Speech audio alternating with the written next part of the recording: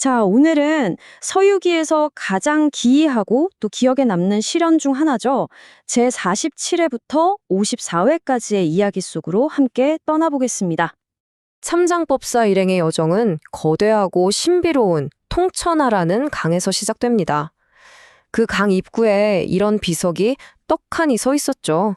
길이 800리에 이르니 예로부터 건너니가 드물구나. 이 문구만 봐도 알 수 있듯이 이곳은 그 어마어마한 규모로만으로도 일행을 압도하는 정말 험난한 곳이었습니다. 그런데 이 강의 크기만이 유일한 위험은 아니었습니다. 아주 끔찍한 저주가 근처 진가장이라는 마을을 오랫동안 괴롭히고 있었거든요. 일행은 곧 정말 충격적인 사실을 알게 되는데요. 마을 사람들이 매년 어린아이 둘을 강물에 바치는 그런 끔찍한 의식을 강요받고 있었다는 겁니다. 영감대왕이라는 요교의 분노를 잠재우고 비를 얻기 위한 너무나도 처절한 대가였죠. 이걸 듣고 우리의 손오공이 가만히 있을 리가 없죠. 저팔계와 함께 제물로 바쳐질 아이들로 변신해서 요괴를 속이려는 작전을 세웁니다. 하지만 이 영감대왕이란 요괴가 생각보다 훨씬 교활했어요. 변신을 금방 간파하고는 순식간에 마법으로 강 전체를 꽝꽝 얼려버립니다. 그리고 그 혼란을 틈타서 진짜 목표였던 삼장법사를 휙 낚아채가 버리죠. 결국 스승은 얼어붙은 강 한복판에서 속수무책으로 끌려가고 맙니다. 스승을 잃었으니 큰일 났잖아요. 절박해진 손오공은 유일하게 도움을 줄 수 있는 분, 바로 관음보살을 찾아갑니다. 그런데 막상 나타난 보살님의 모습이 우리가 상상하던 것과는 좀 많이 달랐습니다. 자, 이 장면이 정말 흥미로운데요. 우리가 보통 생각하는 신의 모습과는 아주 다른 면모를 보여주거든요. 관음보살이 돕고 싶은 마음에 얼마나 다급했는지 제대로 꾸미지도 못하고 막 허둥지둥 달려온 겁니다. 신발도 못 신고 맨발로요. 그리고 이 이야기가 바로 어람관음이라는 유명한 민간신앙의 기원이 됩니다. 사람들을 공포에 떨게 했던 그 요교의 정체가 뭐였냐면요. 사실 보살의 연못에서 몰래 달아난 애완금붕어였습니다. 자기가 키우던 금붕어가 큰 사고를 치고 있으니 주인이 직접 바구니를 들고 급하게 잡으러 온 거였죠. 자, 이렇게 죽음의 강에서 간신히 살아남은 일행.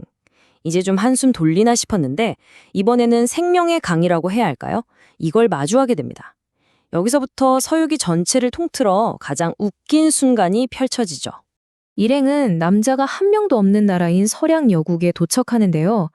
너무 목이 말라서 강물을 벌컥벌컥 마셨는데 알고 보니 그 물이 아이를 갖게 하는 악명 높은 자모하의 물이었던 겁니다.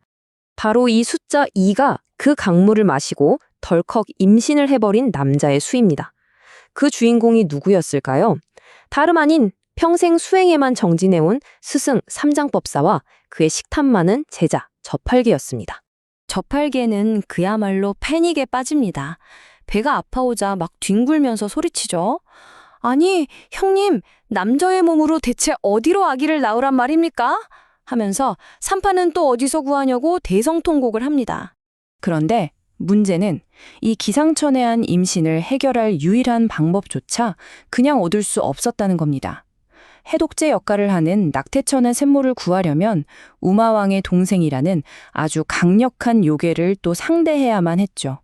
결국 손오공은 스승과 사제를 구하기 위해 다시 한번 필사적인 싸움에 나서야만 했습니다. 자, 이렇게 육체적인 위기는 간신히 해결됐습니다. 그러자마자 삼장법사에게는 훨씬 더 복잡하고 어려운 정신적인 시련이 시작됩니다. 이번 시련은 요괴의 마법이나 속임수가 아니었어요. 바로 한 나라의 여왕이 삼장법사에게 진심으로 사랑에 빠져버린 거죠.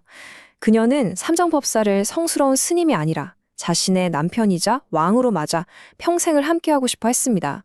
이때 또 손오공의 잔꾀가 빛을 발합니다. 여왕의 애정을 이용해서 자유를 얻어내려는 기발한 가짜 결혼 작전을 세우죠. 일단 결혼하는 척하면서 통행증의 도장부터 받고 송별잔치를 핑계로 모두의 시선을 돌린 뒤 탈출하자는 계획이었습니다. 계획대로 통행증의 도장도 받고 이제 성문만 눈앞에 보이는 상황. 마지막 대결은 마법이나 힘의 대결이 아니라 아주 절절한 감정의 대결이었습니다. 이것이야말로 삼장법사에게 닥친 진정한 시험이었죠. 그는 자신의 사명을 지키기 위해 한 여인의 진심 어린 사랑의 제안을 단호하지만 또 정중하게 거절해야만 했습니다. 자, 여기서 우리가 한번 생각해 볼 문제가 있습니다. 무시무시한 요교의 위협과 진심 어린 사랑의 유혹. 과연 삼장법사에게 더 큰 시련은 무엇이었을까요? 이 에피소드는 어쩌면 한 사람의 목표를 가로막는 가장 큰 도전은 눈에 보이는 괴물이 아니라 때로는 인간의 마음 그 자체에서 비롯될 수 있다는 것을 보여주는 건 아닐까요?